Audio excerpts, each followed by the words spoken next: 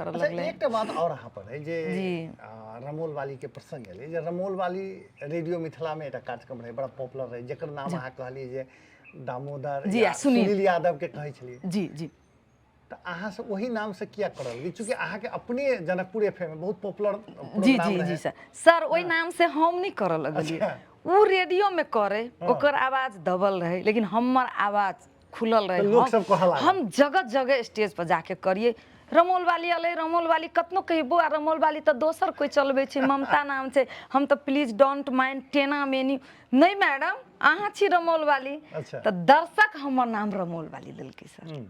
ए जी जी जी अच्छा दर्शक अहाँ के रमोल वाली कह देलक अहाँ ओकरा अथी नहीं केलिए नहीं नहीं कैला के बाद में हम रमोल वाली सिनेमा के लिए हम टेना में यूट्यूब पर वीडियो बनेली रमोल वाली नाम से तहिया से फेमस भ गेली सर। सिप्टेर हमरा जानऽ लगली हमरा जर्नी में कोनो एहन जगह नहीं जे हम छोड़ने नहीं छिए।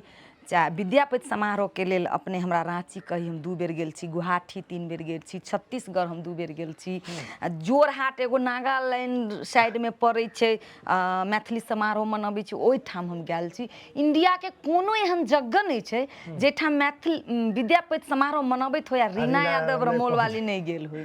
आ राजेंद्र विमल पुरस्कार सरस्वती राजनारायण स्मृति पुरस्कार आ बहुत रास सम्मान हमरा भेटल सर।